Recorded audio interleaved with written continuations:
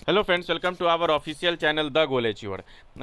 जैसा कि आप लोगों को पता है, Central Bank of India credit officer के इंटरव्यू अभी चल रहे हैं। 23 जुलाई से 29 जुलाई तक ये इंटरव्यू शेड्यूल्ड है। और मैं अपनी बात करूँ तो मेरा इंटरव्यू 24 जुलाई को हो चुका। मुझे पता है मैं वीडियो काफ़ी लेट ला रहा हूँ। इसके लिए मुझे क्षमा प्रार्थी हूँ, लेकिन मुझे लगा कि मैं ये वीडियो लेके आऊँ। काफ़ी बच्चे बोल भी रहे थे। चूँकि अभी 29 जुलाई तक इंटरव्यू शेड्यूल्ड है, तो अभी 2-3 दिन बचे हुए हैं। तो जो भी कैंडिडेट बचे हुए हैं उनके जो भी डाउट्स हों वो क्लियर हो जाएंगे। सबसे पहले मैं बता दूं, सेंट्रल बैंक ऑफ इंडिया का इंटरव्यू मेरा 24 जुलाई को कंडक्ट किया गया। रिपोर्टिंग टाइम 9:30 का 9:30 का रिपोर्टिंग टाइम था। जैसा कि एडमिट कार्ड में मेंशन था कि आप हाफ एन आवर या 1 आवर पहले ही आप वेन्यू पे पहुंच जाएं। तो मैं 9 बजे तक वहां पहुंच गया था। सारे कैंडिडेट्स धीरे धीरे आ रहे थे। उसके बाद फिर हम लोगों को 9:30 के आसपास एक रूम में ले जाया गया। वहाँ पे हम लोगों को बैठने के लिए चेयर वगैरह दिया गया, डेस्क वगैरह लगा हुआ था। काफ़ी अच्छी अरेंजमेंट थी। वहाँ पे सबसे पहले जब प्रोसेस, मुझे लगता है कि 10 के आसपास प्रोसेस चालू किए गए। बहुत सारे स्टाफ्स जब आ गए तो 10 के बाद ही हम लोगों को फिर बायोडाटा फॉर्म दिया गया। बायोडाटा फॉर्म दिए जाने के बाद दो बायोडाटा फॉर्म दिया गया। उसमें अपने name, sorry, name, father's name, address और आपके जो क्वालिफिकेशंस हैं उसके सारी डिटेल्स फिलअप करने थे।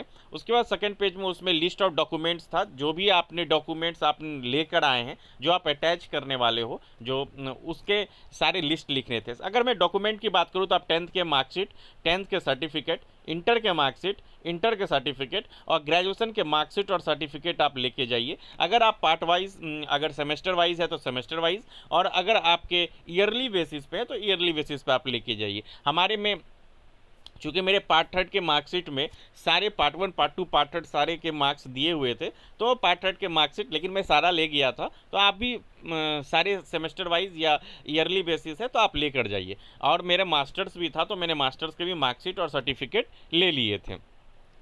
उसके बाद अगर डॉक्यूमेंट्स की बात करूँ तो पैन कार्ड और आधार कार्ड मैंडेटरी है। आप पैन और आधार लेकर जाइए। अगर आपके पास ड्राइविंग लाइसेंस है तो वो भी रख सकते हो। कोई दो आप आइडेंटिटी कार्ड, आई कार्ड आप रखिए, ठीक है, वो ओरिजिनल में। और सारे के फ़ोटो कॉपी आप वहाँ एक ही सेट लिया गया, लेकिन आप फिर दो सेट कम से कम करा लिए, उससे ज़्यादा कराने की कोई ज़रूरत नहीं है।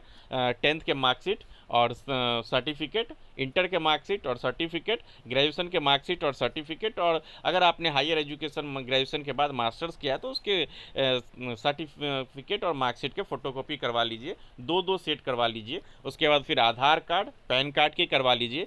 एप्लीकेशन फॉर्म के आप फ़ोटोकॉपी करवा कर उसे भी रख लीजिए। आप एक प्रॉपर वे में आप उसको अटैच कर कर आप रख लीजिए। हाँ, आप जिन लोगों को ये डाउट था कि मेरे पास एप्लीकेशन फॉर्म नहीं है तो घबराना नहीं है, वहाँ पे उन लोगों के पास अवेलेबल है, वो आपको अवेलेबल करा देंगे, तो इसके लिए इशू नहीं है। हाँ, और उसके बाद आपके डॉक्यूमेंट्स में ईडब्ल्यूएस के सर्टिफिकेट, और ईडब्ल्यूएस के काफ़ी बच्चे कंफ्यूज्ड हैं। मेरे सेंटर पे दो लोगों को रोका गया ईडब्ल्यूएस की रिगार्डिंग, क्योंकि उनका सर्टिफिकेट काफ़ी पुराना था। तो मैं बता दूं कि आपका जो ईडब्ल्यूएस सर्टिफिकेट वैलिड होगा वो 2024-25 फाइनेंशियल ईयर का जो सर्टिफिकेट है वही आपके लिए वैलिड होगा, क्योंकि ये फॉर्म जनवरी के आसपास फॉर्म फिलअप करवाया गया था, फरवरी तक, फिर बाद में डेट एक्सटेंड भी किया गया था। इसलिए वो फाइनेंशियल ईयर 24-25 में आ रहा था। फॉर्म फिलअप उस फाइनेंशियल ईयर 24-25 में ही करवाया गया, इसलिए आपको ईडब्ल्यूएस सर्टिफिकेट 24-25 का ही लगेगा। ये आप ध्यान रखेंगे। इनकम एंड एसेट सर्टिफिकेट जो होता है वो 24-25 का ही आपको देना पड़ेगा। वहीं अगर मैं बात करूं कास्ट सर्टिफिकेट की या ओबीसी एनसीएल की, तो जो भी है सबको उसी फाइनेंशियल ईयर का सर्टिफिकेट होना चाहिए। इससे आपको कोई प्रॉब्लम नहीं होगी। ये हो गई सर्टिफिकेट्स के रिगार्डिंग। अब बच्चे एप्लीकेशन के रिगार्डिंग में बता दूं कि एप्लीकेशन फॉर्म वहाँ पे आपको मिल जाएगा। उसके बाद फिर बायोमेट्रिक वगैरह करवाया गया। बायोमेट्रिक लोगों के एक बच्चे के नहीं आ रहे थे, लेकिन लगातार सब बच्चों के फिर एक एक करके बायोमेट्रिक हुए। फिर बायोमेट्रिक के दौरान ही बहुत सारे जिन बच्चों का बायोमेट्रिक हो गया था उनको एक एक करके इंटरव्यू रूम में ले जाया गया और डॉक्यूमेंट वेरिफिकेशन हमारे सेंटर पे बाद में करवाया गया। हो सकता है आपके सेंटर पे पहले डॉक्यूमेंट वेरिफिकेशन करवा लिया जाए, उसके बाद फिर इंटरव्यू कंडक्ट करवाया जाए, लेकिन यहाँ पे इंटरव्यू पहले हो गया। बायोमेट्रिक हो ही रहा था बच्चों का, उसी बीच जिनका हो गया था उन बच्चों को जिनका भी सीरियल वाइज नाम के अकॉर्डिंग, जैसे ए से जिनका नाम स्टार्ट है उनका पहले हुआ, फिर वो कैबिन में भेजते जा रहे थे। पैनल, हम लोगों के पैनल जो थे वो गुवाहाटी का पैनल हम लोगों का इंटरव्यू लिया, उन्होंने इंटरव्यू लिया। गुवाहाटी के पैनल में अगर मैं बात करूं तो 4 मेल मेंबर्स और 1 फीमेल मेंबर्स थे। और इंटरव्यू अगर एक्सपीरियंस में बताऊं तो सबसे पहले उनका आप ग्रीट कीजिए, गुड मॉर्निंग गुड आफ्टरनून जो भी हो रहा है, तो वो आपको बैठने के लिए बोलेंगे। सबसे पहले मैं अपनी भी बात कर रहा हूं और मेरे जो कलीग्स थे जो वहां पे इंटरव्यू सेंटर पे, तो उनसे क्या क्या क्वेश्चन पूछा गया। सबसे पहले अपने बारे में tell me about yourself, अपना इंट्रोडक्शन देना है।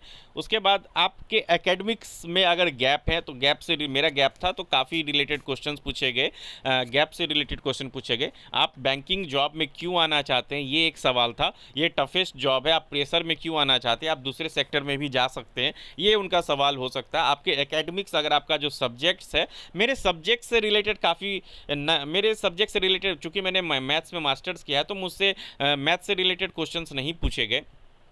अदरवाइज जो बच्चे थे जिन्होंने बीसीए किया है, बीबीए किया है, स्पेशली कॉमर्स और बीबीए बैकग्राउंड के बच्चों से काफ़ी क्वेश्चन पूछे गए। एग्रीकल्चर के जो बच्चे थे उनसे भी काफ़ी क्वेश्चन पूछे गए।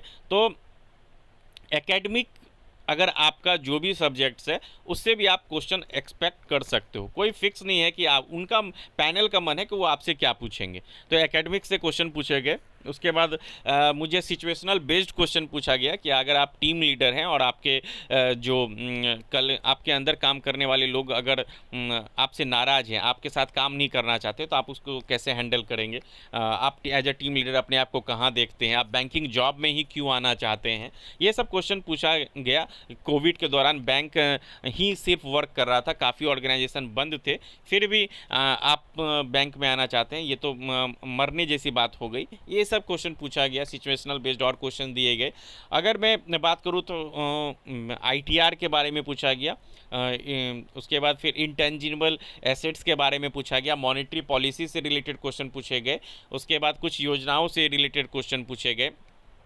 फिक्सियस एसेट से रिलेटेड पूछे गए। बैलेंस शीट से क्वेश्चंस भर भर के आ रहे हैं, बैलेंस शीट से क्वेश्चंस आपको काफ़ी पूछे जाएंगे।